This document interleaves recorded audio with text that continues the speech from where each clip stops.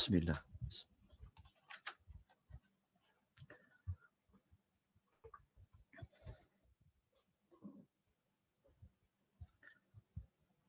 Bismillahirrahmanirrahim. Alhamdulillahi rabbil alamin. Wassalatu wassalamu ala ashrafil anbiya'i wa khatamil mursalin. Nabiyyina wa qudwatina wa qurrati a'yunina Muhammad ibn Abdillahil hadil amin. وعلى آله وصحبه أجمعين ومن سار على هديهم إلى يوم الدين أما بعد السلام عليكم ورحمة الله وبركاته. Muslimin dan muslimat rahimani wa rahimakumullah, tuan-tuan dan puan-puan yang Allah kasihi sekalian. Syukur kita sebanyak-banyaknya kepada Allah Subhanahu Wa Taala pada malam ini kita dapat bertemu buat kali yang ke-13, siri yang ke-13 dalam kita mengambil maklumat tentang kronologi kisah Nabi Allah Musa alaihi mussalatu wassalam yang disebutkan oleh Allah di dalam Al-Quranul Karim. Moga-moga kita semua diberikan rahmat oleh Allah, Allah beri kita hidayatul taufiq, Allah memberikan kita keberkatan pengisian kita pada malam ini. Yang mana pada malam ini kita akan, kita masih lagi sebenarnya berada pada fasa yang ketiga. Buat pengetahuan tuan-tuan dan puan-puan yang Allah rahmati lagi Allah kasih sekalian, cara ataupun pendekatan yang kita gunakan untuk melihat kronologi kehidupan Nabi Allah Musa secara keseluruhan di dalam Al-Quran, kita menggunakan beberapa fasa-fasa yang kita akan gunakan istilah fasa marhalah, yang mana kisah Nabi Allah Musa alaihi wassalatu wassalam ini kita bahagikan kepada 6 fasa. Jadi sesiapa yang mengikuti pengisian ini, tuan-tuan dan puan-puan kena tahu tentang fasa yang keberapa yang sedang kita bincangkan. Yang mana 6 fasa tu bermula daripada fasa yang pertama, kisah Nabi Allah Musa dilahirkan, sehinggalah fasa yang ke-6 kita akan cerita nanti tentang kisah Nabi Allah Musa dia bertemu dengan Khidir alaihi salam. Maknanya kisah Nabi Allah Khidir bertemu dengan Musa dalam suratul Kahfi itu merupakan fasa yang terakhir dalam kehidupan Nabi Allah Musa alaihi wassalatu wassalam. Kemudian Nabi Allah Musa diwafatkan oleh Allah Subhanahu wa taala. Tetapi kita belum sampai peringkat yang ke-6. Kita masih lagi berada pada fasa yang ketiga. Fasa yang ketiga merujuk kepada fasa Nabi Musa alaihi wassalatu wassalam. Beliau diutuskan oleh Allah untuk berdakwah kepada Firaun. Kalau sebut Firaun, dia termasuklah kepada pembesar-pembesar Firaun, termasuk kepada kaum Firaun. Dan apabila kita sebut tentang Nabi Musa, nanti selepas selesai cerita Firaun, baru kita masuk kepada dakwah kepada Bani Israel, kepada kaum Musa itu sendiri. Itu pada fasa yang keempat. Jadi kita masih lagi berada pada fasa yang ketiga. Saya harap tuan-tuan dan puan-puan jelas tentang penggunaan istilah fasa by fasa. Jadi kalau ada sesiapa yang terlepas, yang kadang-kadang ada, kadang-kadang tak ada, tu tak apa, saya sangat memahami. Okey, kalau boleh janganlah terputus mengikuti pengisian kita yang ringkas, yang santai, yang mudah ni. Okey, waktu malam. Kalau boleh jangan terputus. Sebab apa? Kerana ceritanya ada sambungan. Kalau tuan-tuan terputus, maka dibimbangi nanti tuan-tuan tidak dapat nak mengikuti dengan baik. perjalanan kisah Nabi Allah Musa alaihi wassalatu wassalam. Jadi kalau terlepas sebelum ini, tuan-tuan dan puan boleh melihat rakaman pengisian kita setiap Isnin dan Khamis ini ada di muka buku, ada di FB Akademi Tadabbur Malaysia. Dekat dalam rakaman tu mudah je. Kita dah letaklah tajuk kronologi kisah Nabi Musa alaihi wassalatu wassalam siri berapa. Jadi kalau malam ni kita dah masuk siri ke-13. Ini bermakna sepatutnya kita dah 13 siri. Jadi kalau tuan-tuan rasa macam baru 5 kali je, rasa macam baru 7 kali, adalah yang terlepas tu. Nanti boleh tengok balik rakaman. Pasal nota, saya telah letakkan link kepada Google Drive, ada di bahagian chat dalam Zoom ataupun di bahagian komen di FB. Nanti tekan je dekat link Google Drive tu, ada nota-nota yang sebelum ini. Termasuklah nota minggu lepas siri 12, termasuklah nota untuk malam ini. Baik, kita lanjutkan. Okey, fasa ketiga ni, seperti yang telah saya ulas, telah kita bincang pada siri yang ke-10 dulu. Bahawa fasa ketiga dakwah Nabi SAW, Nabi Musa kena menyampaikan dakwah ni, kita bahagikan dia kepada dua bahagian. Okey, bahagian pertama sebelum Nabi Musa dia berdepan, sebelum dia bertentang mata dengan Firaun, apa yang berlaku terlebih dahulu. Okey, kemudian barulah masuk kepada bahagian bagaimana Nabi Musa dia bertentang mata, jumpa depan-depan dengan Firaun. Okey, itu dua bahagian. Malam ni insya-Allah kita akan masuk kepada bahagian kedua, bagaimana Nabi Musa bersama dengan Harun alaihi wassalatu wassalam mereka berdepan dengan Firaun. Maknanya bermula siri 13 ni, kita dah masuk kepada cerita Nabi Allah Musa dia berdepan dengan Firaun. Kemudian kita akan sambung macam mana Firaun berdialog, dia berhujah. Okey, insya-Allah kita akan sambung bermula pada siri 13 ni. Okey, sebelum kita masuk kepada Nabi Musa dia berjumpa dengan Firaun, ada sedikit lagi maklumat yang kita belum selesai pada bahagian sebelum bertemu dengan Firaun ni, apa persiapan yang Nabi Allah Musa alaihi wassalatu wassalam, apa yang dia buat, apa pesanan Allah. Jadi kita lihat di dalam nota itu, tuan-tuan lihat di paparan skrin Zoom tuan-tuan dan puan-puan. Okay, kita lihat dulu. Okey, maksudnya begini. Kalau tuan-tuan masih mengingati, okey, bahawasanya perintah Allah untuk jumpa Firaun ni dia telah berlaku. Okey, dia telah berlaku ketika Nabi Allah Musa dia berkata-kata dengan Allah sewaktu dia on the way. Dalam perjalanan dia nak balik daripada Madian, dia nak masuk ke Mesir tu. On the way dia nak balik itulah yang dia nampak, yang dia singgah di satu lembah wadi tu. Pada ketika itu, kita telah ulas sebelum ini, waktu dekat bukit itulah Nabi Allah Musa telah pun dapat perintah supaya jumpa dengan Firaun. Okay, dan kita juga telah ulas pada kelas yang lalu, pada siri 10 dan sebagainya, bahawa Nabi Musa dia telah minta beberapa permintaan kepada Allah. Okay, salah satu permintaannya, dia nak minta kepada Allah supaya saudara dia Harun ikut sekali dia pergi jumpa dengan Firaun. Dan kita sedia maklum, Allah telah kabulkan permintaannya. Okey, jelas. Jadi cerita malam ni sebenarnya adalah cerita Nabi Musa dia dah sampai ke Mesir. Maksudnya dia dah sampai ke Mesir sebab Harun, Nabi Allah Harun tak ada bersama dia dalam perjalanan dia nak balik daripada Madian ke Mesir. Harun dia berada di Mesir. Tetapi dia dah minta pada Allah supaya bawa sekali dengan Harun pergi.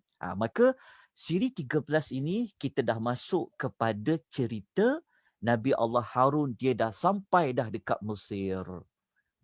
Okey, apabila sampai di Mesir, dia belum lagi dakwah lagi, dia belum bertemu muka lagi dengan Firaun, tapi dah sampai dia dekat Mesir tu. Okey, maka pada siri 13 ni permulaannya, kita akan tengok apa yang Allah pesan kepada Nabi Musa dan Harun tu sekali. Jadi saya harap tuan-tuan boleh ikuti, tuan-tuan nampak, tuan-tuan jelas tentang siri 13 ni, dia dah masuk kepada bahagian cerita apa. Sebab itu kalau tuan-tuan ikut daripada siri 1, siri 2, dia bermula pada siri 3 lah. Secara rasminya siri 3. Sebab di siri 1, siri 2 tu kita hanya menyebutkan ayat-ayat surah-surah apa. Cerita bermulanya pada siri 3. Jadi kalau tuan-tuan ingat balik, tuan-tuan dah boleh mulakan buat carta ahli. Buat flow chart. Daripada mula Nabi Allah Musa lahir, sampailah kepada siri 13 ni. Okey, panjang lagi. Okey. Jadi kita tengok dulu. Apakah perintah Allah kepada Nabi Musa AS dan juga kepada Nabi Harun? Okey ya, maksudnya peristiwa ni. Okey, kalau kita tengok contoh ayat dalam suratul Nazi'at.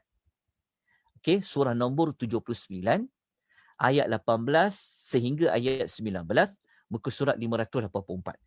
Kalau saya ada tersalah menyebut nombor ayat, nombor muka surat, tolong betulkan. Tolong maklumkan ya, sama ada rakan-rakan kita di Zoom ataupun yang melihat di FB. Ya, kalau saya ada tersalah sebut nombor surah, nombor ayat ataupun nombor muka surat, nanti tolong betulkan saya. Tuan-tuan dan puan-puan ni pun kalau dapat maklumat ni janganlah terima bulat-bulat. Maksudnya kalau saya sebutkan maklumat ni supaya nanti boleh buka Quran. Buka Quran, belik balik. Malam ni buat qiyamulai ke, ada masa sikit baca Quran, cuba buka balik pada nota tu, semak balik. Kan, betul tak? Okey. Jadi pada ayat 18 dan 19 ni sebenarnya Allah berpesan kepada Musa seorang. Okey, ini sebenarnya sebenarnya ayat ni dia belum lagi pesan dekat Musa dengan Harun. Tapi saya sebutkan maklumat ni juga terlebih dahulu untuk nak menunjukkan kepada tuan-tuan dan puan-puan apa yang Allah pesan kepada Nabi Musa sebelum dia jumpa dengan Firaun itu. Nanti waktu dia jumpa dengan Firaun, dia buat semua apa yang Allah pesan. Okey. Jadi kalau ayat surah An-Nazi'at ni 18 dengan 19, Allah Ta'ala berkata kepada Musa. Allah kata kepada Nabi Musa alaihi wassalatu wassalam, faqul hallaka ila an tazakka. Okey, cuma saya minta tuan-tuan catat ada sikit maklumat kat sini. Okey, maklumat ni sebenarnya saya takut tuan-tuan terkeliru. Okey. Ayat 18-19 An-Nazi'at ni sebenarnya dia waktu Nabi Musa dia berada dekat lembah, dekat Wadi Tua tu. Ayat ni saja. Yang last sekali. Lepas tu lepas daripada ayat ni Nabi Musa Allah Taala Allah Taala dah pesan kepada Musa dengan Harun. Okey. Ayat 18-19 ni, okey, ayat ni sebenarnya dia masih lagi dekat lembah Tua tu. Tolong catat. Tolong catat maklumat tu ya.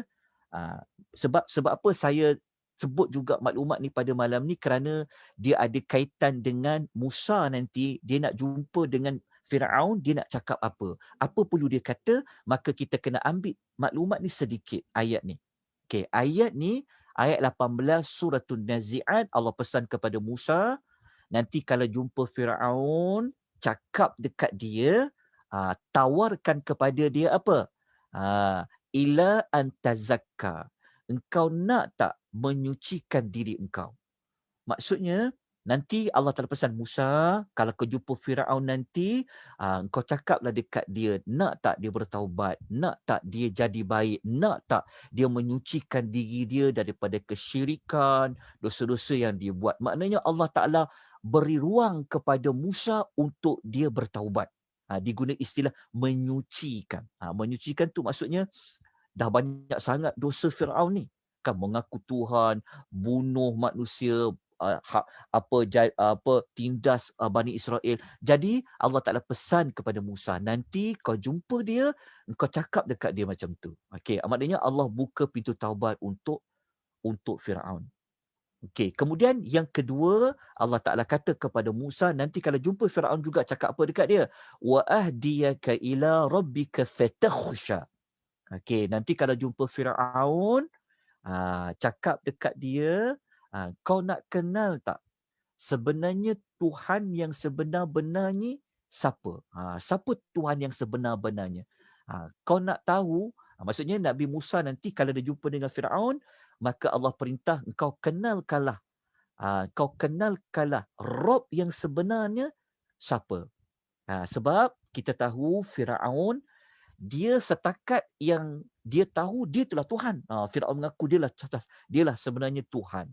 Tapi nanti Allah pesan kepada Musa, kau jumpa dengan Firaun, kau cakap pada dia, nak tak aku tunjukkan kau yang sebenar-benarnya, siapa Tuhan, siapa Rob kamu yang sebenar-benarnya. Kalau kau dah kenal Tuhan tu siapa, engkau pasti akan takut kepada dia. Okay, ini adalah pesanan Allah kepada Musa. Nanti kita akan tengok. Waktu Musa dah jumpa dengan Firaun, adakah Musa akan sampaikan maklumat ini? Dia buat tak seperti mana yang Allah pesan kepada dia? Okay. Kemudian kita tengok surah Taha. Okay, ayat 42 sampai ayat nombor 44. Boleh jumpa muka surat 314. Surah Taha ni, dia sudah masuk kepada pesanan Allah kepada Musa dan Harun. Surah Taha ni bermula ayat 42 ni, dia dah mula Allah, maknanya Musa dah sampai dah dekat Mesir. Okay, dia dah jumpa dah dengan Harun. Maknanya Harun dah tahu dah bahawa dia dipilih oleh Allah menjadi nabi, yang menjadi rasul yang akan ikut Nabi Allah Musa. Maka surah Taha ni Allah pun berbicara lagi. Idhhab anta wa akhuka bi ayati wa la taniya fi dhikri. Okey. Allah Subhanahu Wa Taala berpesan kepada Nabi Allah Musa.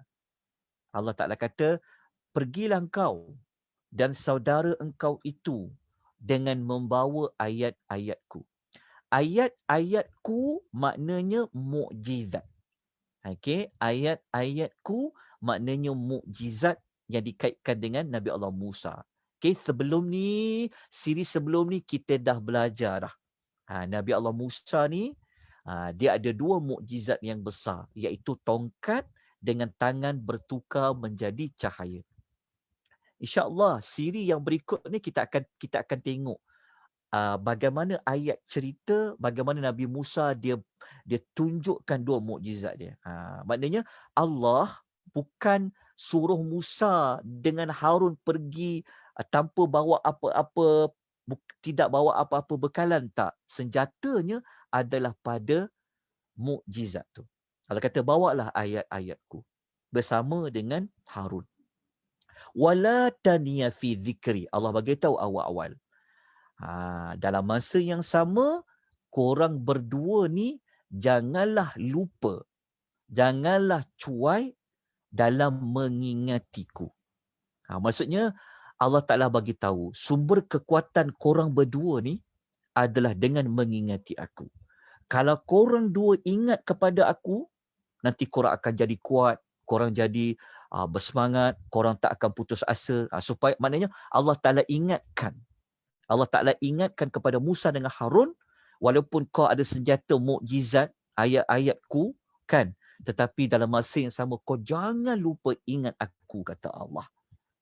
Jangan lupa. Sebab kalau kita ingat Allah, Allah yang maha hebat, Allah yang kuat, tentu kita akan jadi kuat. Jadi sebenarnya dah ada pelajaran dah pada ayat ni. Tapi bab pelajaran, teladan siri 13 ni, nanti kita bincang pada hari Khamis. Cara kita dua. Kita akan buat dua syllabus lah. Maksudnya begini. Satu hari tu kita belajar dulu kronologi, dah fahamkan dulu kronologi dia. Pada hari yang kedua, mari kita buat hari Isnin ke ataupun hari Khamis ke, hari yang kedua tu baru kita pergi kepada nak menghalusi ke ayat disusun macam mana, apa ibrah dia. Jadi sebab tu saya letakkan ada 2 hari, Isnin dan Khamis. Maksudnya salah satu daripada 2 hari itu untuk kita dapatkan dulu maksud ayat dulu, kronologi dia dulu. Lepas tu hari yang kedua tu baru kita pergi kepada nak menghalusi ayat ni, kita nak tengok susunan ayat, nak cari ibrah. Sebab tu saya letakkan dia dalam 2 hari. Okey. Kemudian Kita terus kepada ayat yang ke-43 sehingga ayat nombor 44. Allah Ta'ala kata, idhaba, pergilah kamu berdua, ila Fir'aun, kepada Fir'aun, innahu tagha, sesungguhnya dia telah melampaui batas.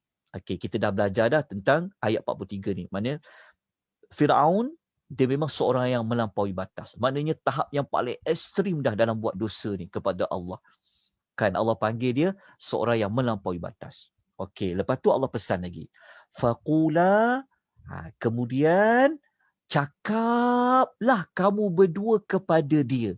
Cakap macam mana, nak guna bahasa apa?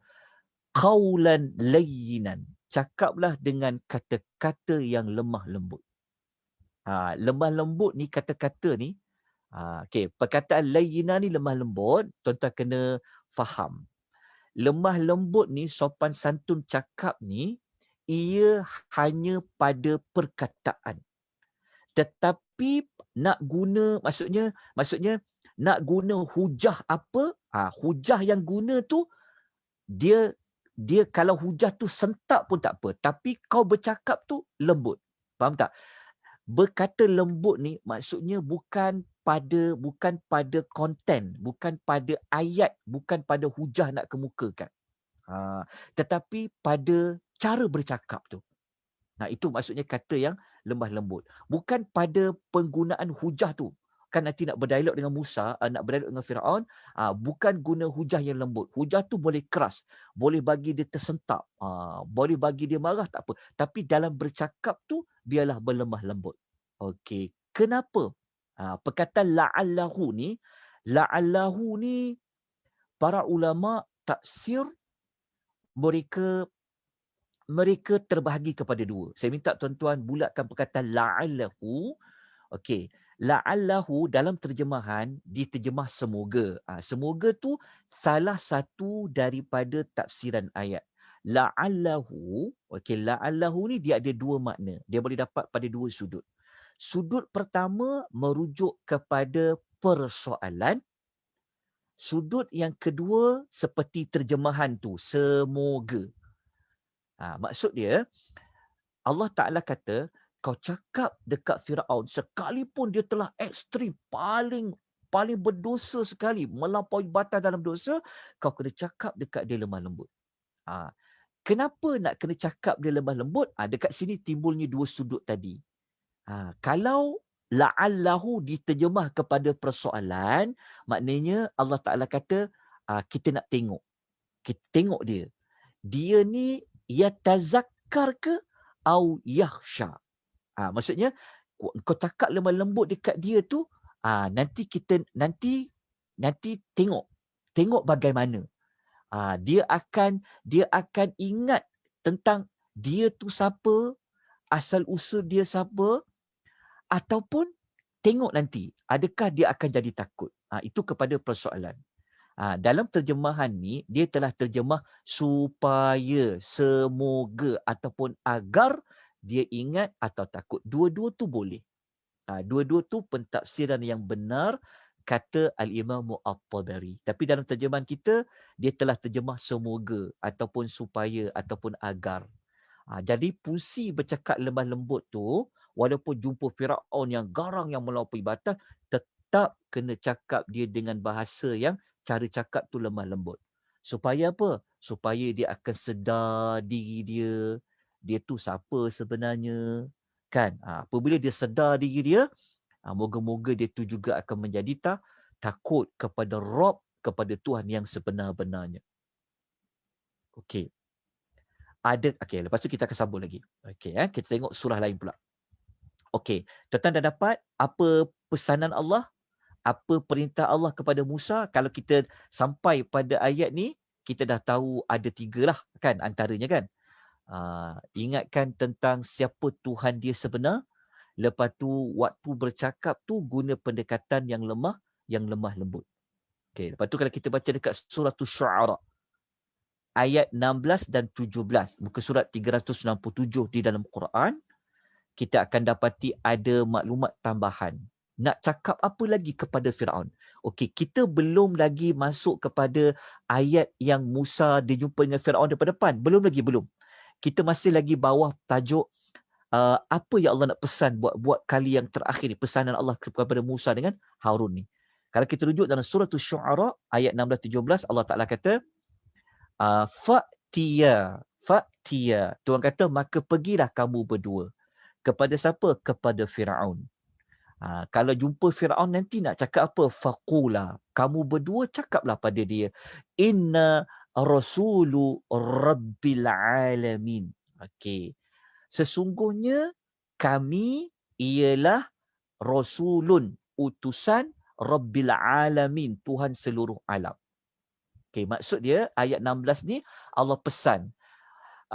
Musa, kalau kau jumpa Firaun nanti kau cakap engkau tu adalah utusan Allah. Allah yang mana? Allah yang Rabb sekalian alam. Patut Allah juga cakap, Harun, kalau kau jumpa Firaun nanti kau cakap dekat dia, sesungguhnya engkau itu adalah utusan Allah seluruh alam. Okey. Penting perkataan Rabbil Alamin. Ni kan macam dalam surah Al-Fatihah kan? Sebab tu penting sangat memahami Rabbil Alamin. Perkataan Rabb dekat sini. Okey.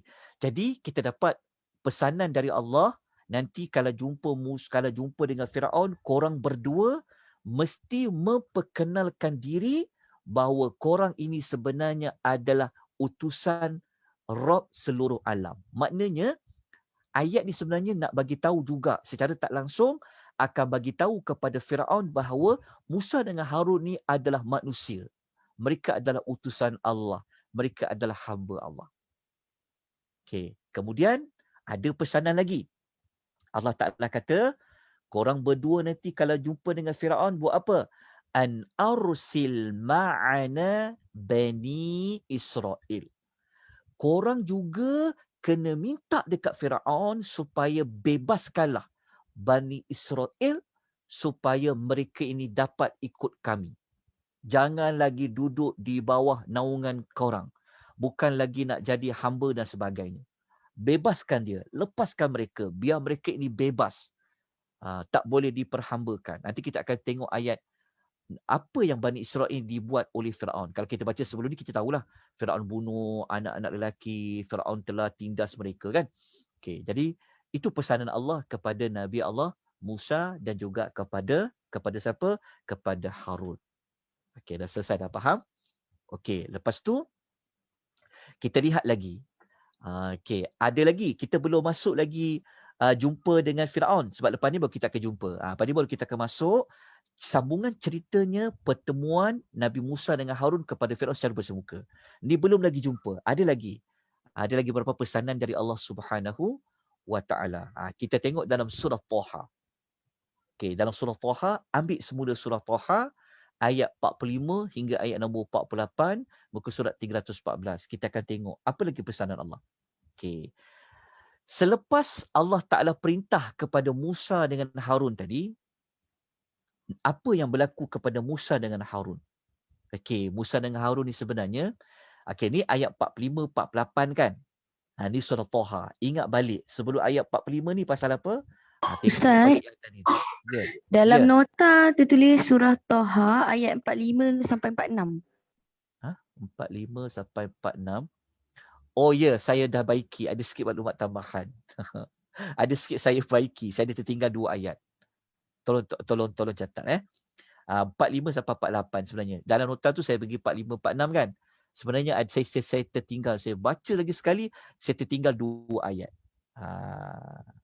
Sebenarnya saya nak terangkan pun. Okay, terima kasih kepada yang mengingatkan. Jazakillahu khairah. Okey ya. Okey. Surah Taha ni, okey, ayat 45 48 kan. Jadi kita kena tahu sambungan dia. Kalau tengok sambungan sebelum 45 ni cerita apa tadi? Kena ambil pada cerita mula-mula sampai 44 kan. Yang 44 yang Allah Ta'ala kata jangan lupa Tuhan, jumpa Firaun ni yang Tagha ni kan, cakap lembut-lembut tadi. Ni sambungan dia. Sambungan dia ayat 45 ni, apa jawapan Musa dengan Harun? Mereka kata apa? Qala rabbana innana nakhafu an yafruta alaina aw ay yatgha. mereka berdua berkata, Musa dengan Harun cakap, Ya Rabb kami, sesungguhnya kami ni takut bahawa dia akan segera menyiksa kami atau dia akan melampaui batas. Musa dengan Harun ni masih lagi takut tau. Sebab Allah Ta'ala kata jumpalah Firaun yang tagha tadi. Kan? Tapi Musa dengan Harun dicakap. Nanti dia kata kami takut kalau kami jumpa dia tak sempat nak berhujah, kan, tak dapat nak berdialog dengan dia, kan? Takut-takut dia terus tangkap kami, dia siksa kami atau dia akan melampaui batas kepada kami. Mungkin dia boleh bunuh kami. Okey. Tapi apa pesanan Allah? Ini sangat penting maklumat ni. Allah Ta'ala kata, Qala la takhafa.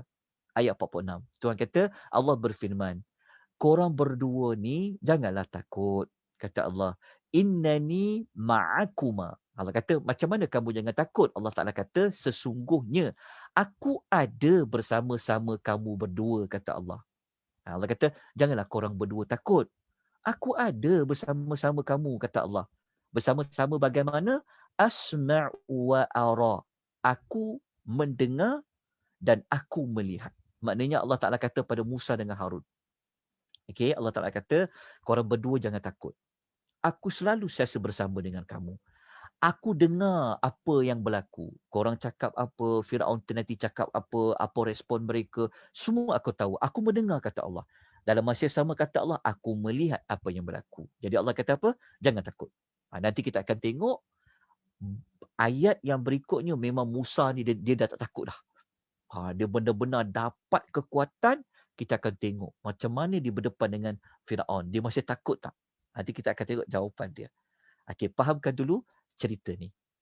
Okey, lepas tu ayat nombor 47 dengan 48. Ini yang saya tak letak dalam nota kan. Dia sampai ayat 46 kan. Okey, ayat 46. Saya ada tambah. Saya baca lagi sebab saya memang macam tu tuan-tuan dan puan.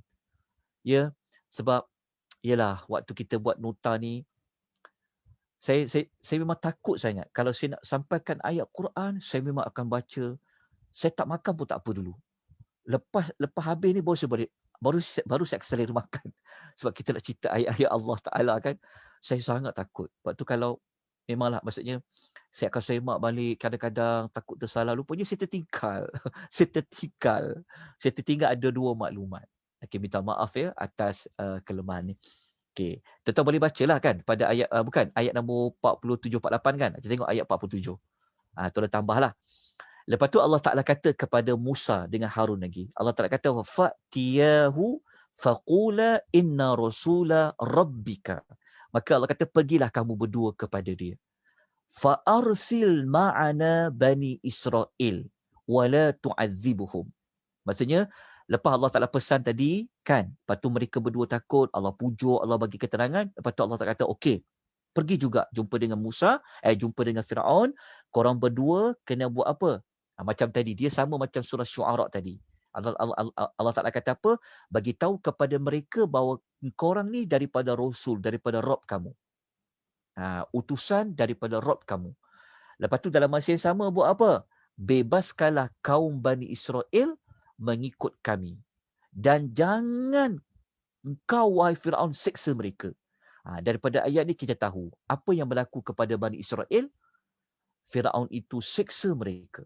Waktu Musa nanti Allah Ta'ala pesan, jumpa Firaun, minta bebaskan kaum Bani Israel. Jangan seksa mereka.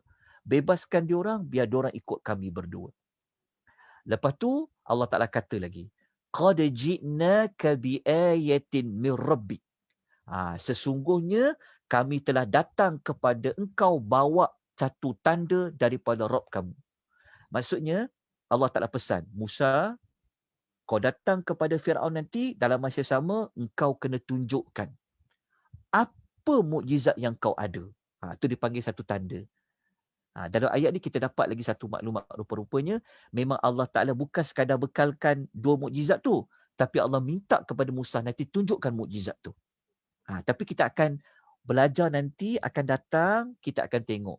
Adakah Musa yang dia tunjukkan tanpa Firaun nak tengok, ataupun lepas Firaun itu minta baru dia tunjuk.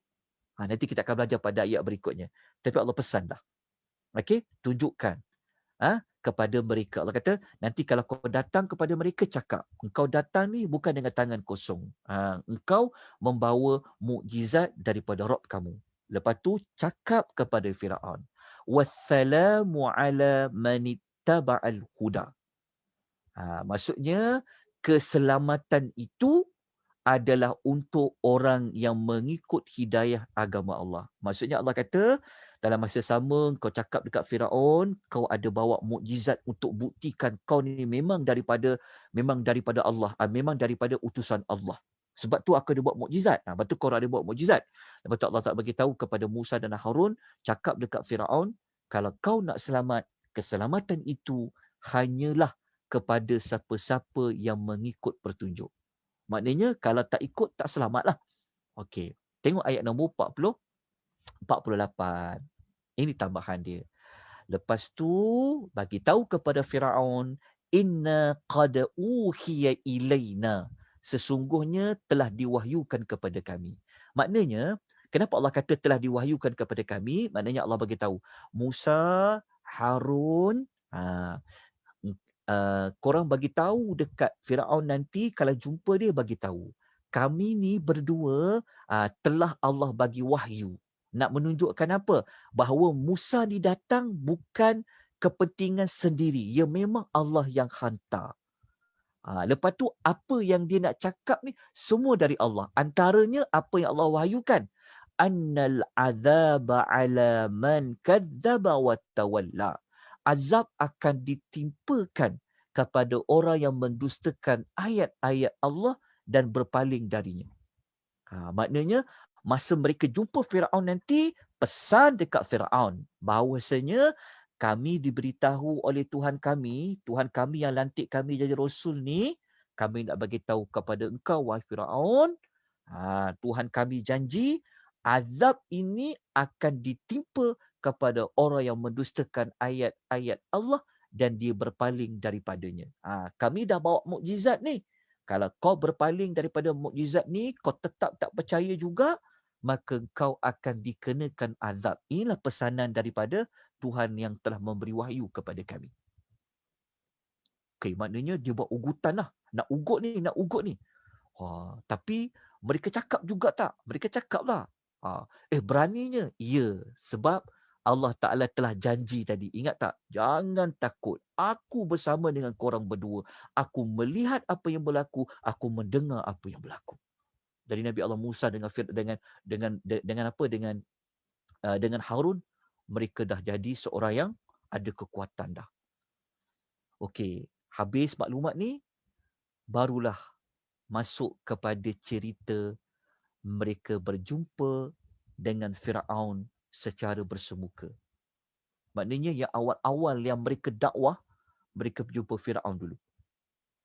Dalam masa sama, masa dekat Firaun tu, ada kaum dia. Itu nanti kita akan cerita pada siri yang berikutnya. Kita akan tengok orang-orang lain ni, pembesar-pembesar Firaun ni, apa yang mereka buat. Adakah mereka kaget?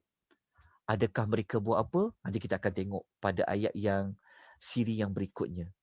Siri 13 ni, kita fokus terlebih dahulu, kita beri tumpuan kepada Firaun dulu. Sebab itu memang tujuan utama dia, dakwah kepada Firaun dulu.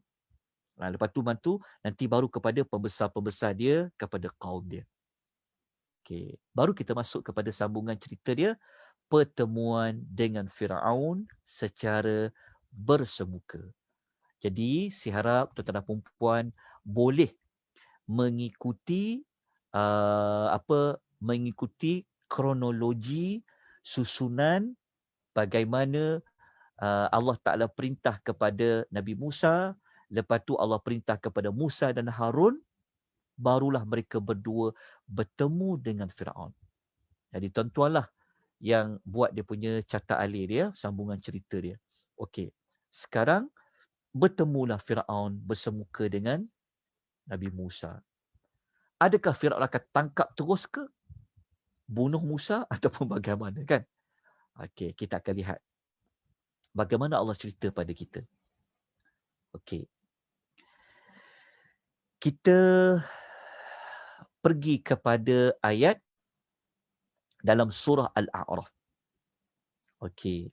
Buat pengetahuan tuan-tuan dan puan ya, fasa yang ketiga ni surah yang paling panjang ataupun surah yang utama yang ada memuatkan ayat-ayat pada fasa ketiga ni surah Al-A'raf. Surah Al-A'raf. Tapi untuk yang malam ni siri 13, kita ambil 2 ayat je dalam surah Al-A'raf. Kalau ikutkan ayat dia panjang. Tapi saya potong, saya ambil beberapa ayat supaya saya nak letakkan dia mengikut siri. Sebab ayat dia panjang, dia ada plot ceritanya berbeza-beza. Dia campur dengan fasa. Jadi untuk fasa permulaan Nabi Allah Musa dan Harun jumpa dengan Firaun, kita ambil dulu dalam suratul Al-A'raf ayat 104 sampai 105. Muka surat 163 sampai muka surat 164. Kita akan dapati bagaimana Musa dengan Harun jumpa dengan Firaun. Mereka berani tak? Mereka cakap macam mana? Okey, ini jawapan dia. Ayat 104 dan 105 dalam surah Al-A'raf. Apa yang berlaku? Wa qala Musa. Okey. Dan Musa berkata, Ya Fir'aun, wahai Fir'aun. Dia kata wahai Fir'aun tu maksudnya memang beranilah. Maknanya Musa ni dia dah tak takut seperti sebelum ini. Sebab dia tahu Allah Ta'ala bersama dengan dia. Kita kena belajar. Ya, Allah Ta'ala sentiasa bersama dengan kita. Okey, maka Musa berkata, wahai Fir'aun, dia kata. Ya Fir'aun, dia kata. Wahai Fir'aun, dia kata. Inni rasulun min rabbil alamin. Nabi Allah Musa menegaskan, sesungguhnya aku ini seorang rasul. Rasul itu rasul dari siapa? Daripada Rabb sekalian alam. Rabbi al-alamin. Maknanya Nabi Musa dia ingat pesan Allah sebelum ini. Ingat tak tadi kan? Allah Ta'ala pesan kan? Kalau jumpa Firaun, kena kenalkan diri yang korang ini adalah rasul daripada seluruh alam. Rasul Rabbul Alamin. Maka Nabi Musa dia buat apa yang Allah pesan. Jadi dia sampai kepada Firaun, dikenalkan dulu. Aku ni datang jumpa kau ni, aku ni adalah utusan daripada Rabbul Alamin. Maknanya Musa, dia bagi tahu bahawa dia adalah utusan daripada Allah Rabbul Alamin. Okey, lepas tu Nabi Musa dia sambung lagi. Dia cakap, haqiqun ala alla aqula ala Allahi illa al-haq. Dia kata, sudah semestinya aku tidak akan kata sesuatu terhadap Allah kecuali yang benar. Maknanya Musa kan tadi dia cakap, aku ni utusan daripada Rabb, Tuhan sekalian alam. Maknanya Musa nak menegaskan, apa yang dia cakap ni tentang Allah, semua itu adalah benar. Dia tak akan cakap sesuatu tentang Allah melainkan yang benar-benar berlaku. Dia tidak tokok tambah, dia tak akan buat cerita yang dusta, tak. Apa yang dia cakap tentang Rabb sekalian alam ni adalah benar. Dia tegaskan maklumat itu. Lepas tu Musa cakap lagi. Dia kata apa? Qad ji'tukum bi bayyinatin mir rabbikum. Dia kata sesungguhnya aku datang ni kepada kamu ni wahai Firaun, membawa bukti yang jelas, yang nyata daripada Rabb kamu. Okey. Nabi Musa dia buat semua apa yang Allah pesan sebelum ni. Dia kata, aku buat mukjizat ni. Mukjizat ni jelas menunjukkan bahawa aku ni memang seorang rasul. Aku datang kepada engkau ni bawa bukti. Nanti kita akan dapati bila start Firaun dia nak minta bukti tu. Tunggu. Nanti kita akan jumpa sampai kepada ayat dia. Seronok kan belajar kisah-kisah ni kan. Kita baca Quran, kita dapat, panjang ceritanya. Allah bawa kita berada macam mana Musa dengan Harun berhadapan dengan istana Firaun. Akan jumpa. Okey, kemudian Nabi Musa cakap lagi. Dia cakap apa? Fa'arsil ma'iya bani Israel. Musa cakap apa? Maka bebaskanlah kaum Bani Israel bersama dengan aku. Bebaskan mereka supaya mereka boleh ikut aku. Nabi Musa dia tunaikan, dia buat semua Allah pesan pada dia. Maknanya berat tau tugas Nabi Musa ni. Berat sangat. Dia Nabi yang berat tugasan dia. Bukan sekadar dakwah kepada Firaun, tapi dia juga kena bawa keluar Bani Israel tu. Sedangkan kita tahu nanti, adakah Firaun akan lepaskan? Bagaimana dia bawa keluar Bani Israel tu? Ini nanti kita akan kaitkan dengan puasa 10 Muharram. Kita nak masuk bulan Muharram ni, dia ada kaitan. Sampai pada cerita tu, insya-Allah. Allah yang aturkan nanti. Ada kaitan dengan puasa 10 Muharram tu. Okey. Dah jelas ya maklumat yang Allah Ta'ala cerita pada kita. Okey, Nabi Musa telah bercakap terang-terang depan Firaun. Dia panggil, wahai Firaun. Lepas tu dia cakap, dia kenalkan dia adalah pesuruh Allah. Lepas tu dia akan cakap pasal Allah ni semua yang benar-benar belaka.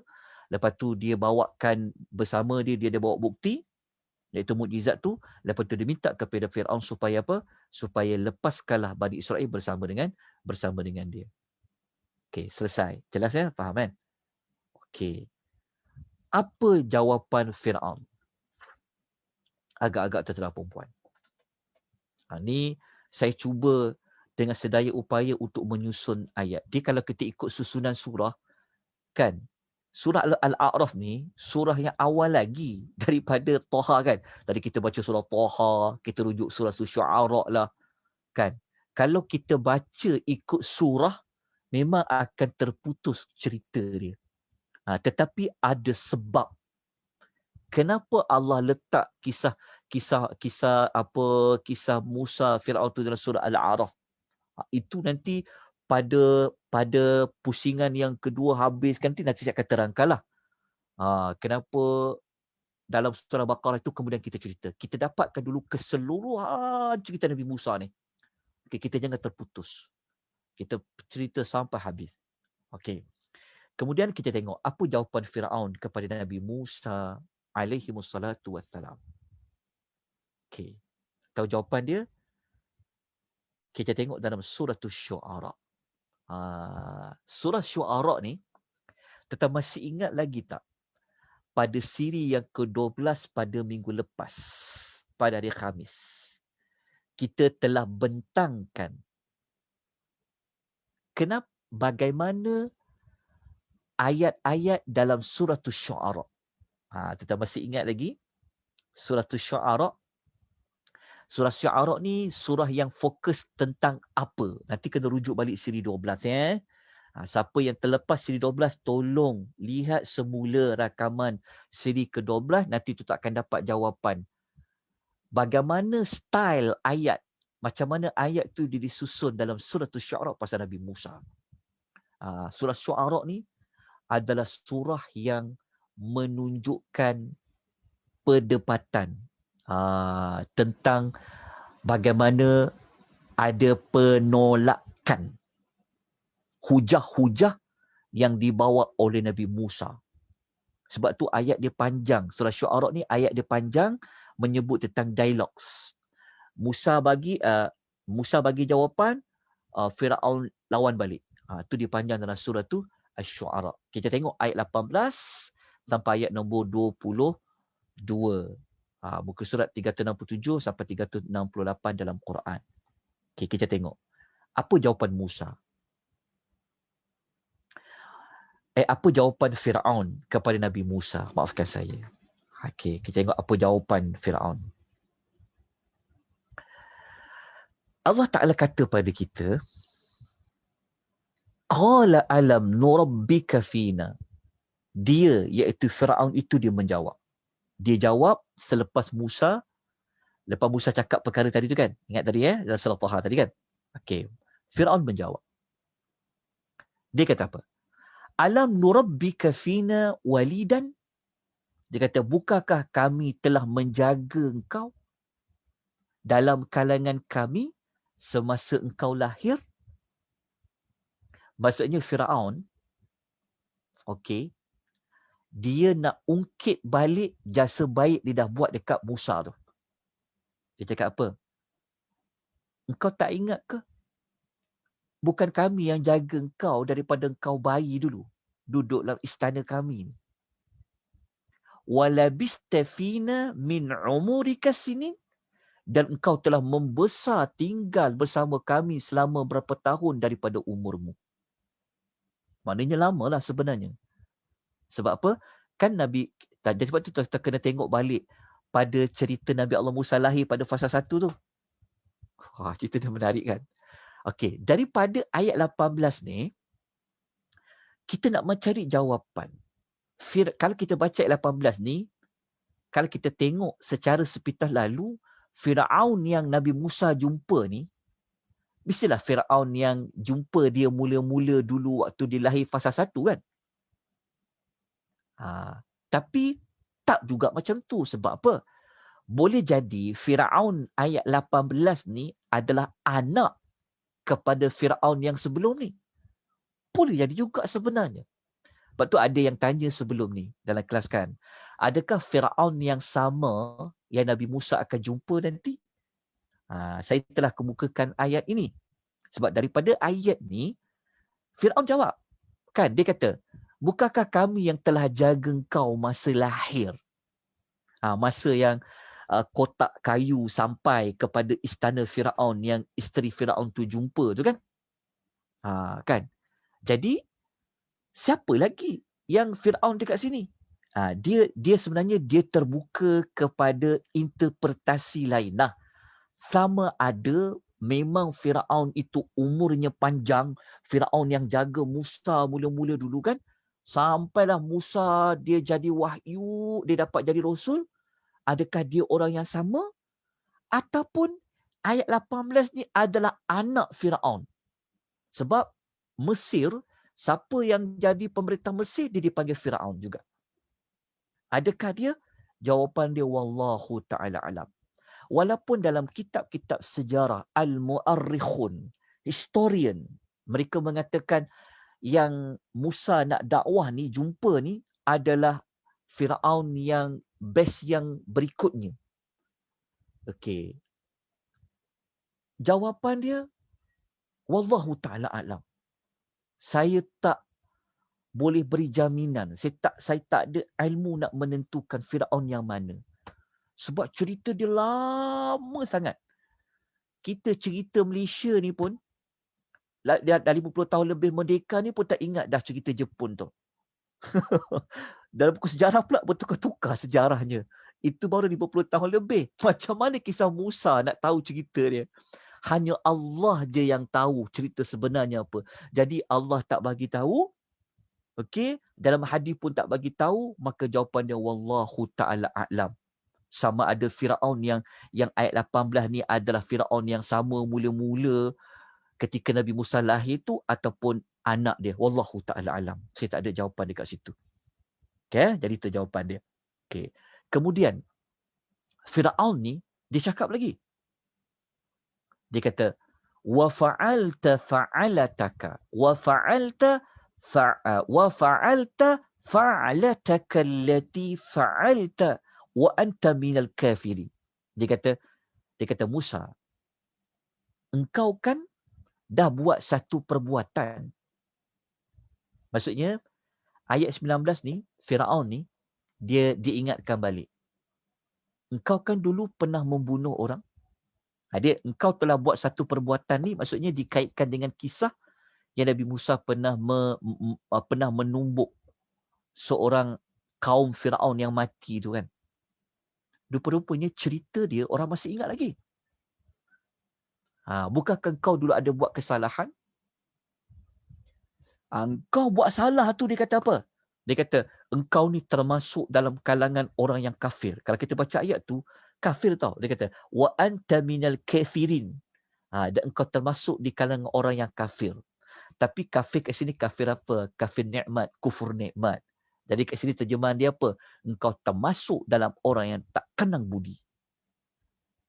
Pandai Firaun tu, dia cakap, engkau ni orang yang tak kenang budi lah, wahai Musa.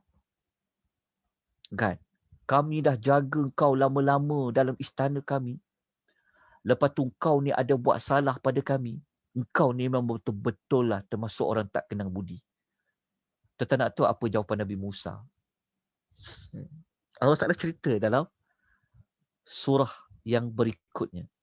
Tapi jawapan tu tak ada dalam Al-A'raf. Kalau ikutkan dia surah Al-A'raf kan. Sekejap kita tengok apa jawapan dia. Jawapan dia ada. Dia dekat dalam surah Al-A'raf juga. Maafkan saya sebab ayat ni ada surah Al-A'raf juga. Okey. Kan, nak tahu apa jawapan Nabi Allah Musa kepada Firaun? Okey, kita teruskan lagi. Boleh ke tuan-puan ya? Boleh ni. Boleh teruskan lagi? Boleh Ustaz. Ke kita nak sambung kemudian? Boleh? Kita lanjut ke sikit ya. Boleh teruskan. Boleh teruskan, Masya Allah. Okey. Tuan-tuan dapat ikut tak ni? Jelas tak? Boleh faham tak? Okey. Ya, boleh Ustaz. Alhamdulillah. Cerita ni sampai pagi tak habis seronok ni. Kita boleh sambung cerita ni. Kan? Sebenarnya saya sangat teruja. Sebab apa? Sebab saya boleh faham Quran, saya boleh faham cerita, kan? Tidak kita yalah kan, sambil itu kita belajar ceritalah. Okey, apa jawapan Nabi Musa kepada Firaun? Lepas tu saya letakkan dia punya kotak-kotak dia ni. Jawapan balas Nabi Musa alaihissalam kepada Firaun. Apa jawapan balas dia? Okey. Nabi Musa cakap apa? Ayat 20 dengan ayat 21. Dia jawab, dia kata apa? Qala fa'altuha idza wa ana minadh-dhalin. Ayat 20 ni Nabi Musa dia defend diri dia untuk jawab ni dulu. Dia nak jawab dulu yang 19. Dia nak jawab dulu yang perkara 19, lepas tu baru dia jawab pasal dekat istana tu. Tengok cara dia jawab. Okey, dia kata qala fa'altuha idza wa ana minadh-dhalin. Nabi Musa berkata, memang aku dah buat. Nabi Musa mengaku, dia tak tipu. Dia mengaku dia buat. Dia kata, memang aku dah buat. Dia kata, maksudnya memang dia ada pernah buat kes yang tumbuk tu, yang soalan kebiti mati tu. Memang aku dah buat, dia kata. Dia mengaku. Tapi waktu aku buat tu, dia kata, aku termasuk di kalangan orang yang sesat. Orang yang sesat di sini, kita kena tulis dekat dhalin ni, dia bermakna jahilin. Al-dhalin dekat sini bermakna al-jahilin. Termasuk orang yang tak tahu tentang, maksudnya dia buat tu bukan sengaja, dia tak tahu sebenarnya tentang perbunuhan tu. Dia tak sengaja buat, lepas tu dia tak tahu membunuh tu tak boleh. Jadi dia nak cakap perbuatan dia buat tu sebenarnya tak sengaja. Dia buat tu sebenarnya bukan kerana dia sengaja nak bunuh. Dia termasuk dalam kalangan orang-orang yang dia tak tahu tentang tidak boleh membunuh tu. Itu dia kata aku mengaku aku buat, dia kata. Tapi waktu tu aku termasuk dalam golongan orang yang dhalin. Orang sesat tu maksud dia apa? Orang yang tak tahu. Ibnu Abbas kata al-dhalin dekat sini bermaksud apa? Orang yang tak tahu. Orang yang tersesat, tak tahu apa-apa ketika itu. Aku belum jadi lagi Nabi. Sebab ketika dia jumpa Firaun ni, dia mengaku dia jadi Nabi dah. Tapi ketika peristiwa itu, dia belum lagi jadi Nabi. Allah belum lagi lantik jadi seorang Rasul. Dia tak tahu. Dia kata, oleh sebab itulah dia kata, ayat 21 dia kata, fafarartu minkum lamma khiftukum. Dia kata, oleh sebab itulah aku larikan diri daripada kamu. Waktu tu aku takut sangat kepada kamu. Dia larikan diri dekat Madian. Lepas tu dia cakap apa? Waktu aku larikan diri itu, dia kata apa? Fawahabali rabbi hukma. Kemudian Rabb aku telah mengurniakan kepada aku hukma. Hukma di sini, kalau ikut tafsiran para ulama, hukma kat sini menunjukkan bahawa dia jadi Nabi lah. Hukma dekat sini.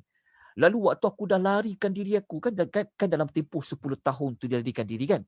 Allah Ta'ala telah berikan kepada aku hukmah ni, hikmah dekat sini, maknanya kenabian. Waja'alani minal mursalin, dan telah jadikan aku di kalangan rasul-rasulnya. Jadi Nabi Musa dia tak berbohong. Dia mengaku dia bunuh. Dia mengaku dia bunuh, tapi waktu dia membunuh tu, dia tak tahu pun boleh jadi pembunuhan, dia tak tahu tentang membunuh tu, dia tak tahu. Waktu tu dia belum jadi lagi jadi Nabi. Okey. Lepas tu, apa jawapan dia kepada yang Firaun cakap dia tak kenang budi, dia dah besarkan Musa tu dalam istana dia kan. Apa jawab Nabi Musa AS? Ayat 22. Nabi Musa, kenapa dia jawab ni 22 kemudian?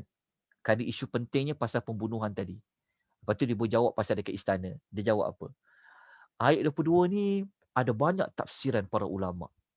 Tapi kita akan ambil pentafsiran Ibnu Katsir yang paling senang faham. Ibnu Katsir tengok dulu ayat dia. Wa tilka ni'matun tamunnuha. Nabi Musa dia mengaku, dia kata budimu.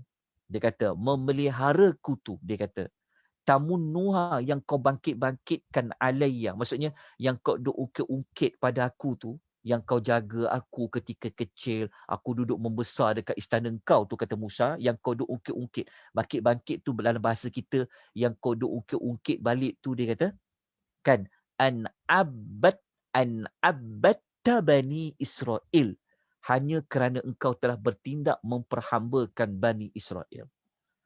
Baca ayat ni kan, baca terjemahan dia memang tak faham. Apa maksud Musa ni sebenarnya? Dia kata, budimu memelihara aku, yang kau duk ungkit-ungkit, yang kau berbudi pada aku, yang kau berjasa kepada aku tu, adalah kerana engkau telah bertindak memperhambakan Bani Israel. Kalau baca macam tak faham lah. Yang kita faham betul lah. Nabi Musa nak cakap, tentang kau duk ungkit-ungkit pula ya. Engkau nak ungkit seolah-olah kau ni berbakti kepada aku tu, kita faham lah kan. Tapi ayat hujung tu, kerana engkau telah bertindak memperhambakan Bani Israel. Okey, maknanya begini. Kalau kita rujuk dalam tafsir Ibnu Katsir, okey, Ibnu Katsir kata macam ni. Ayat ni sebenarnya okey. Ayat ni maksudnya macam ni. Ayat ni Nabi Musa nak cakap. Dia nak cakap macam ni. Dia nak kata sebab Firaun kan dia nak kata bahawa Musa tak kenang budi. Nabi Musa pun jawab, engkau tu lagi tak kenang budi. Maksudnya engkau lagi tak kenang budi tu dari sudut apa? Aku ni, yang ni saya ambil saya ulas Ibnu Katsir kata apa ya? Okey. Ibnu Katsir rahimahullah mengatakan, maksudnya Nabi Musa nak kata, Nabi Musa nak kata, engkau nak ungkit-ungkit, engkau dah buat baik pada aku. Engkau tak ingat yang kau buat jahat yang banyak pergi memperhambakan Bani Israel tu. Faham tak? Seolah-olah Firaun dia nak menunjukkan dia ni baik sebab dia jaga Musa, kan? Dia lupa ke? Kan? Maksudnya Nabi Musa nak cakap, engkau hanya buat baik pada aku je. Tapi yang kau dah buat dekat Bani Israel yang ramai tu, kau buat apa dekat dia? Engkau jangan lupa ya.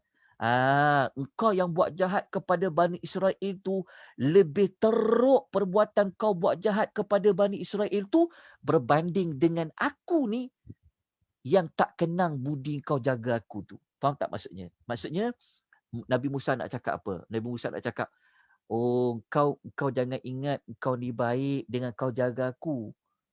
Kau lupa dosa kau, kejahatan kau pergi memperhambakan Bani Israel tu. Itu maksud dia. Lepas tu maksud dia juga, Nabi Musa nak cakap bahawasanya apa? Nabi Musa cakap bahawasanya sampai tak maksudnya Musa nak cakap engkau telah maksudnya dia nak cakap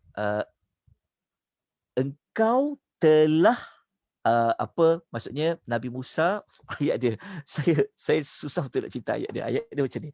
Tak sampai tak maksud dia. Maksudnya begini. Ibnu Katsir sampai kot yang saya sebut dalam pertemuan tadi. Surah apa? Surah Al-A'raf kan. Okey, tengok Ibnu Katsir dia kata apa.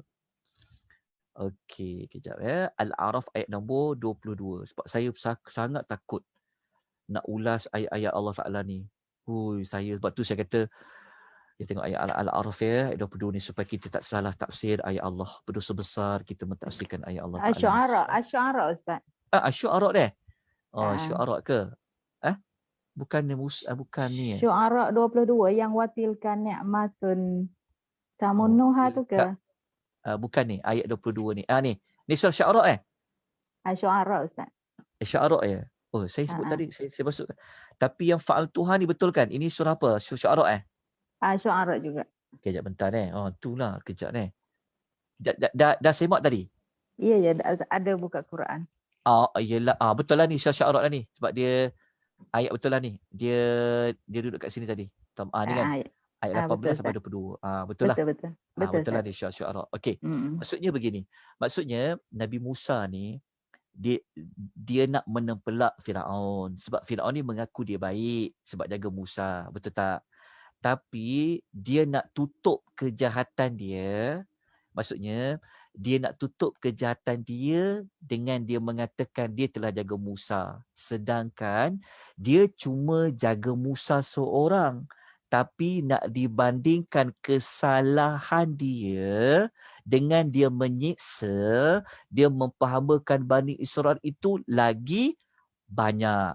Maksudnya Musa nak cakap, jangan ingat, maksudnya jangan kau ingat kau orang yang baik hanya kerana jaga aku, tapi kau lupa dosa kau yang kau telah hambakan Bani Israel itu lagi besar, lagi berat. Itulah ayat nombor 22 seperti mana yang diulas oleh Al-Imam Ibnu Kathir dalam tafsir Ibnu Kathir dalam tafsir Al-Quranul Azim.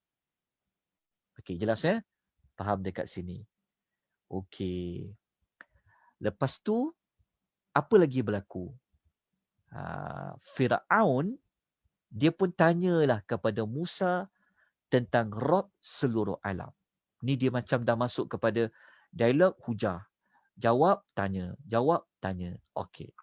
Kita dah jelas maklumat tadi.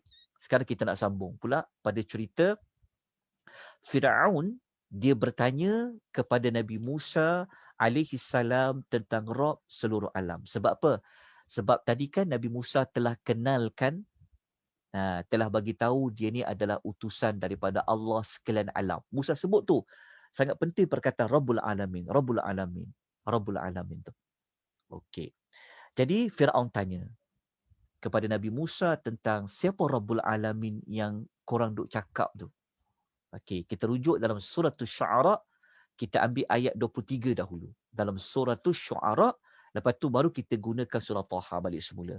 Okey, ambil ayat 23 dalam surah Syu'ara muka surat 368. Okey, Firaun tanya. Qala Fir'aun. Dia Firaun tu berkata, dia bertanya, "Wa ma Rabbul Alamin?" Dan apa dia Rabb seluruh alam tu? Firaun dia tanya sebab apa? Sebab pertama, dia tu sendiri mengaku dia tu Rabb sekalian alam. Sebenarnya, kita kena baca pada ayat lain lah. Yang dia mengaku dia ni adalah Tuhan. Dia adalah Rabbukumul A'la. Dia adalah Tuhan yang paling tinggi. Tiba-tiba datang Musa dengan Harun. Musa cakap pula, ada Rabb lain rupanya. Jadi dia tanya, apa dia Rabb seluruh alam tu? Itu dah surah Syu'ara. Okay, kita ambil pula dalam surah lain. Dalam surah Taha, ayat nombor, ayat nombor 49. Dan nota saya tulis ayat nombor 48 kan. Ayat nombor 48 tu tetap padam sebab kita dah letak pada maklumat lain. Dia ayat 49 saja. Okay, muka surat 314. Musa bertanya, Firaun tanya juga. Qala fama rabbukuma ya Musa. Firaun bertanya juga. Jika macam tu, kenapa kena ambil ayat nombor 48? Sebab dia ada kisah ayat 48. Ayat 48 itulah kalau kita baca sebelum ni, yang Musa cakap, aku ni dapat wahyu. Sesungguhnya azab ni Allah Ta'ala akan turun kepada siapa yang kadzaba wa tawalla. Apa tu Firaun tanya, fama rabbukuma ya Musa? Kalau macam tu, siapa Rabb kamu berdua wahai Musa? Kenapa dia sebut berdua? Sepatutnya Musa dengan Harun. Ini memang kaedah dia lah. Dia sebenarnya walaupun sebut siapa Rabb kamu berdua, tapi nak fokus kepada seorang. Dia tanya, siapa Rabb kamu berdua wahai Musa? Sebab watak utamanya adalah Musa. Dia tanya tentang Rabb. Sebab dia tahu, Firaun tahu dialah Tuhan. Tapi kan sebelum ni masih ingatkan, Allah pesan kepada Musa dengan Harun, kalau jumpa Firaun nanti kena cakap apa? Perkataan Rabbul Alamin tu. Okay. Maka maka apa jawapan Nabi Musa terhadap soalan Firaun? Okey, tuan-tuan boleh ikut ya perbincangan kita pada malam ni daripada pesanan Allah. Musa jumpa Firaun, Firaun mengungkit cerita, lepas tu Nabi Musa menjawab, lepas tu Firaun bertanya soalan, lepas tu Musa menjawab soalan. Okey, jawapan Nabi Musa alaihi salam terhadap persoalan Firaun. Jawapan ni kita gunakan surah Taha ayat 50 sampai 55, muka surat 314 hingga muka surat 315, kita dapatkan apa jawapan Nabi Allah Musa kepada Firaun. Inilah merupakan yang terakhir maklumat untuk malam ini. Kemudian nanti kita akan sambung kepada kisah yang berikutnya. Sekarang kita nak tengok apa jawapan Nabi Musa kepada Firaun setelah dia ditanya. Okey, ayat 50 hingga 55, kita tengok ayat dia. Musa jawab apa? Okey, jawapan ni tuan-tuan dan puan-puan ya, tuan-tuan boleh gunakan. Tuan-tuan boleh gunakan untuk mendapatkan contoh. Kalaulah kita belajar Al-Fatihah kan, Alhamdulillahirabbilalamin, segala puji bagi Rabb sekalian alam kan, bagi Allah Rabb sekalian alam. Kalau orang tanya apa contoh Rabb sekalian alam tu, kita boleh gunakan jawapan Nabi Allah Musa alaihi wassalatu wassalam ni untuk menerangkan, memperincikan apakah Rabb sekalian alam tu. Okey. Maknanya daripada zaman dulu lagi, mereka sudah mengenali perkataan Rabb, Bun. Dalam Al-Fatihah adanya Rabb. Kalau tuan-tuan ikuti kelas surah Al-Falaq, surah Al-Alaq, Nabi SAW sendiri diajar oleh Allah menyebut dengan kalimah apa?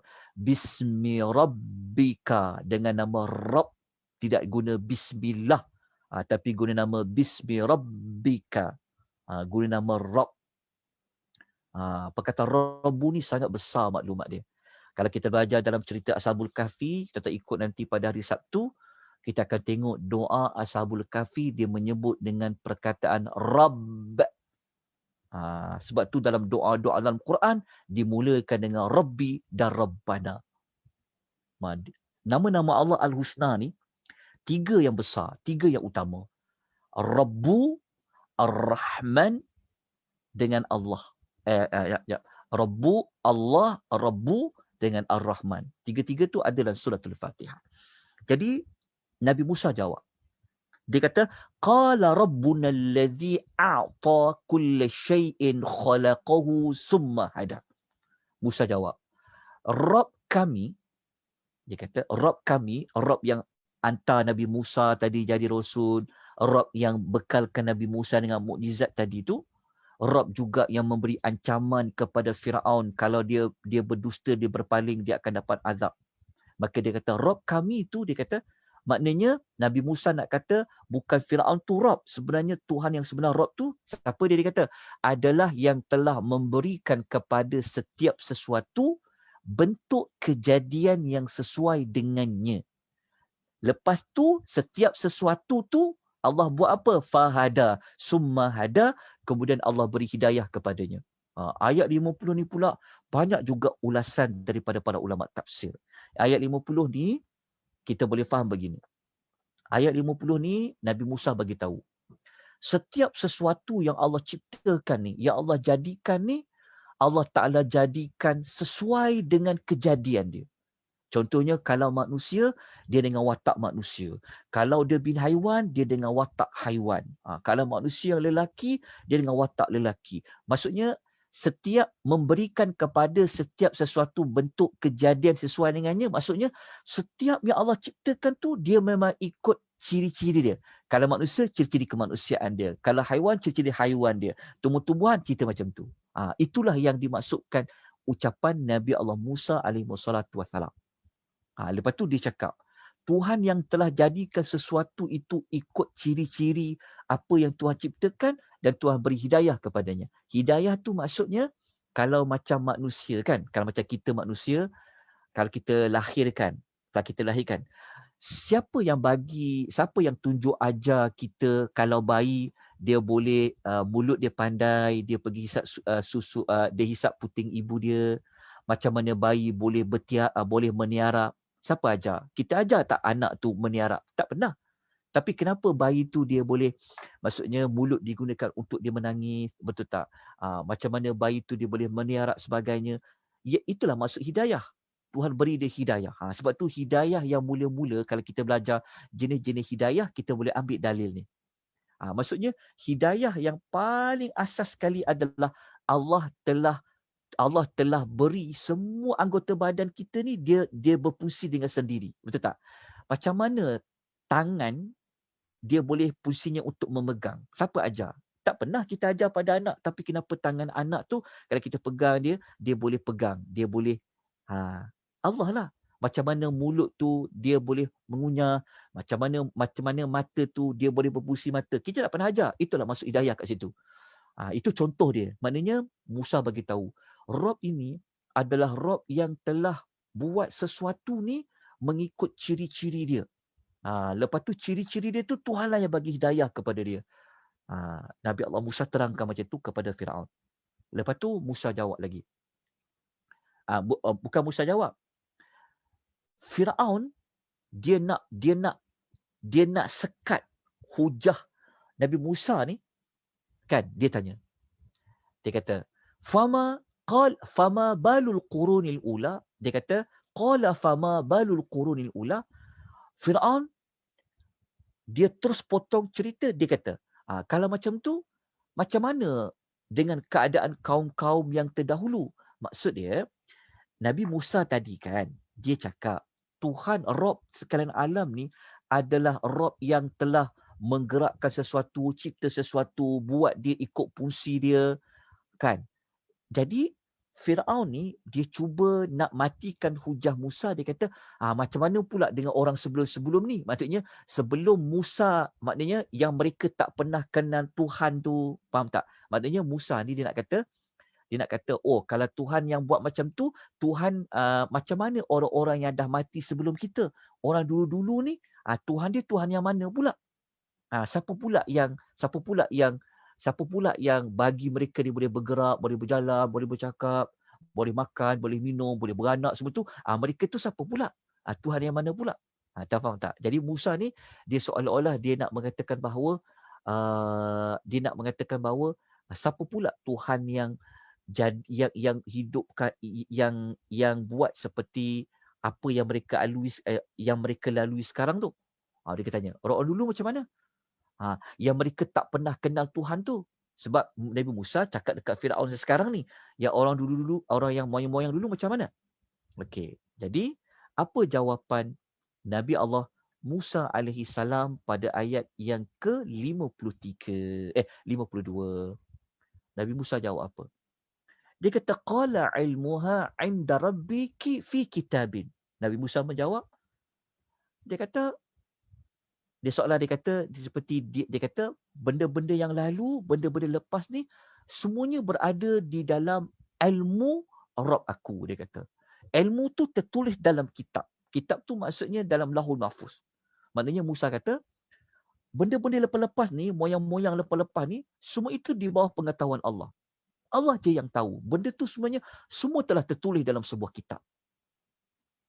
Lepas tu Musa jawab lagi, la yadhillu rabbi wala yantha.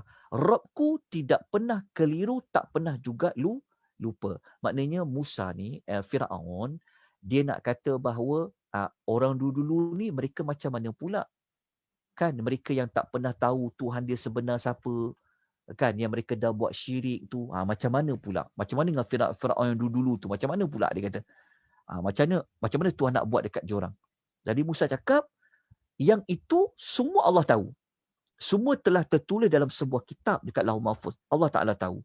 Allah ni Ta'ala punya tahu tu, dia tidak pernah terkeliru, dia juga tidak pernah lupa. Tak pernah keliru ni maksudnya Allah Ta'ala ni dia tak pernah tersilap bagi hidayah ke, tak pernah tersilap mengazab orang ke. Tuhan tak pernah terkeliru. Lepas tu Tuhan tidak akan pernah lupa. Pernah lupa ni maksud dia, korang semua dulu buat apa, orang dulu dah buat apa, kan? Allah Ta'ala tidak pernah lupa apa saja yang manusia-manusia ini lakukan. Allah tidak pernah lupa. Allah Ta'ala tidak pernah terkeliru dalam buat apa sahaja. Dan Allah Ta'ala tahu segala-galanya. Ia berada dalam lauh mahfuz. Nanti kita akan ambil ibrah dia, kita akan ulas balik pada ayat ini. Dan ambillah ayat nombor 53 sampailah 55.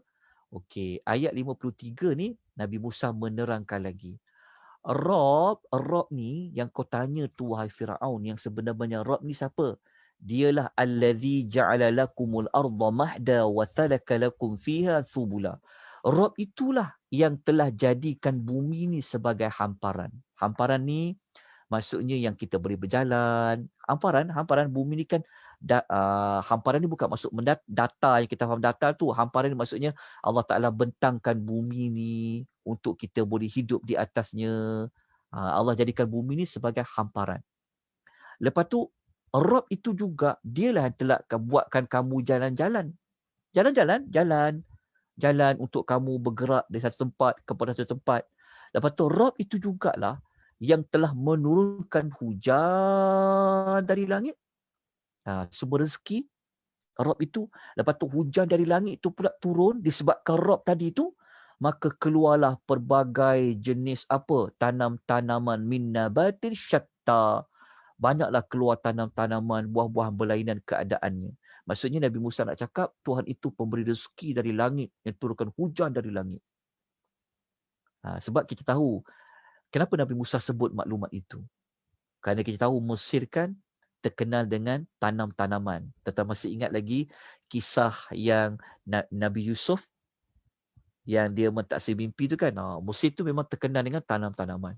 Jadi nak menunjukkan kepada Firaun bahawa Rob yang sebenar-benarnya adalah Rob yang menciptakan pelbagai nikmat sumber rezeki makanan. Bumi ni saja kamu boleh berjalan di atas dia, ada jalan-jalan raya, kamu tahu nak bergerak antara tempat kepada tempat, Tuhan itulah, Rob itulah. Rob itulah yang telah menghantar aku tu, Rob itulah yang sebenar-benarnya. Okey, lepas tu pergi pada ayat 54 dan 55, nak masuk pada penghujung dah. Maka Rob itu juga, apa dia? Kulu war'au an'amakum. Makanlah kamu daripada yang air hujan tadi keluar tumbuh-tumbuhan, tanam-tanaman, maka makanlah tanaman-tanaman itu. Lepas tu tanaman-tanaman tu nak buat apa juga? An'amakum, dan berikanlah juga untuk binatang ternakan kamu. Maknanya manusia pun boleh makan, binatang-binatang ternakan pun boleh makan. Sesungguhnya inna fi dzalika laayatin liulin nuha. Sesungguhnya semua itu mengandungi tanda-tanda yang membuktikan kemurahan Allah bagi orang yang berakal. Maksudnya Nabi Musa ni sebenarnya dia nak perli juga sebenarnya. Dia nak kata, kalau kau fikir, kau tentu akan dapat pengajaran. Bahasanya macam itulah. Maksudnya Nabi Musa bagi tahu, apa yang aku cerita tu tentang Rob itu, hanya orang yang ada otak, yang betul-betul guna otak je, dia akan dapat teladan, dia akan sedar bahawa Tuhan sebenar tu adalah Rob tadi tu. Soalannya ayat tu kan, bagi orang yang berakal. Maknanya kalau kau sedar, kalau engkau menerima maklumat ini wahai Firaun, engkau adalah orang berakal. Kalau kau tak ambil pengajaran, kau tak sedar lagi, maknanya apa? Kau orang yang tak berakal lah. Okey, lepas tu disambung lagi cerita, minha khalaqnakum wa minha nu'idukum wa minha nukhrijukum taratan ukhra. Daripada bumi inilah, bumi yang telah dihamparkan tadi itulah kami ciptakan kamu ke dalamnya, kata Allah. Bumi itu jugalah lepas engkau akan dikembalikan daripada bumi itu, dan daripada bumi kami, maksudnya macam ni. Allah Taala nak bagi tahu, bumi yang Allah hamparkan tadi itulah asal penciptaan manusia daripada tanah. Lepas tu daripada tanah itulah manusia akan mati duduk di dalam tanah tu, dan daripada tanah itu juga nanti dekat kubur itu juga akan dikeluarkan kamu sekali lagi. Itu maksudnya, dari bumi itu kami ciptakan kamu ke dalamnya, Kami ciptakan kamu dan ke dalam bumi tu. Maksudnya dalam tanah tu juga kami kembalikan kamu. Maknanya tanah kubur tu mati dan daripada bumi tu kamu akan dikeluarkan sekali lagi di hari akhirat. Okey. Jadi ini adalah jawapan Nabi Allah Musa alaihi wassalatu wassalam. Apakah yang dilakukan oleh Firaun? Adakah Firaun setuju? Apa yang Firaun akan buat? Kan Nabi Musa bagi satu jawapan yang kalau dia berfikir betul-betul, kalau dia bijak, dia tentu akan terima. Tapi kita akan lihat nanti pada siri berikutnya, apakah yang dilakukan oleh Firaun. Adakah Firaun percaya? Apa jawapan Firaun yang berikutnya? InsyaAllah, yang tu kita akan sambung pada siri yang berikutnya. Cuma siri yang ke-14 hari Khamis ni, kita akan ulang balik semula siri 13 ni, tapi bukan ulang cerita keseluruhannya. Kita nak melihat dari sudut kehalusan bahasa dia, penyusunan ayat ke, kita nak tengok apa pengajaran yang boleh kita belajar daripada dakwah Nabi Musa ini, ya, untuk kita kenal Allah. Jadi hari Khamis ni, hari Khamis akan datang, siri yang ke-14, kita akan perincikan lagi untuk maklumat siri 13 ni insya-Allah. Maknanya siri yang ke-15 nanti Isnin depan baru kita akan sambung semula kepada apa jawapan, apa tindak balas yang dilakukan oleh Firaun setelah Nabi Musa menerangkan persoalan tentang Rabb sekalian alam pada surah Toha ayat 50 sampai 55 ini. Jadi semoga tuan-tuan jelas tentang apakah yang kita telah belajar dan apakah yang kita akan belajar. Dalam masa yang sama, saya harap tuan-tuan dan puan-puan dapat memahami tentang perjalanan bagaimanakah yang peranan watak yang dilakukan oleh Nabi Allah Musa alaihi wassalatu wassalam. Moga-moga kita semua dapat manfaat pada malam ini. Jadi untuk ibrahnya, untuk teladannya, untuk melihat dari sudut kehalusan ataupun melihat dari sudut mukjizat ayat-ayat ini, kita akan sambung pada siri ke-14 yang dijadualkan pada hari Khamis yang akan datang. Okey, ada mana-mana persoalan yang boleh saya jawab? Sekejap Okey, sekejap ada soalan tak?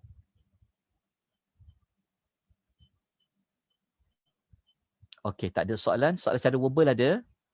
Ada pertanyaan, boleh kita jawab satu dua sebelum kita tangguhkan pengisian kita pada malam ni. Saya tengok dekat FB ada tak soalan dia? Oh, tak ada. Memang tak ada soalan. Alright. Assalamualaikum Ustaz. Ya. Ustaz, ada beza tak kalau biasanya Allah bagi tahu tanda-tanda kekuasaan dia akan cakap liulil albab. Tapi sekarang ni Allah guna liulin nuha. Jadi ada beza tak antara penggunaan ulil albab dengan ulil nuha tu Ustaz? Allah alam. Okey, dia sebenarnya tidak semestinya nak menunjuk ayat-ayat Allah ni mesti ada ulil albab dekat belakang dia, tidak Tidak semestinya. Kadang-kadang banyak ayat-ayat pun tanpa ada ulil albab. Kalau kita jumpa ayat-ayat Allah, surah Yasin ni pun ada kan, wa ayatul lahum, wa ayatu pun tidak ada ulil albab. Cuma apa perbezaan ulil albab dengan ulil nuha, yang tu saya tak dapat jawab untuk malam ni.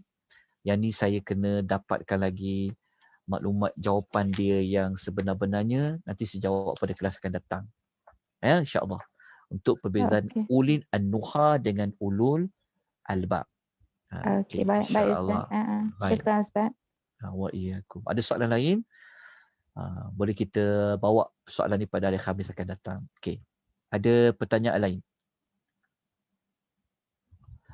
Ustaz, tolong paparkan slide yang menunjukkan fasa-fasa. Okey, tak pernah dapat fasa-fasa ke?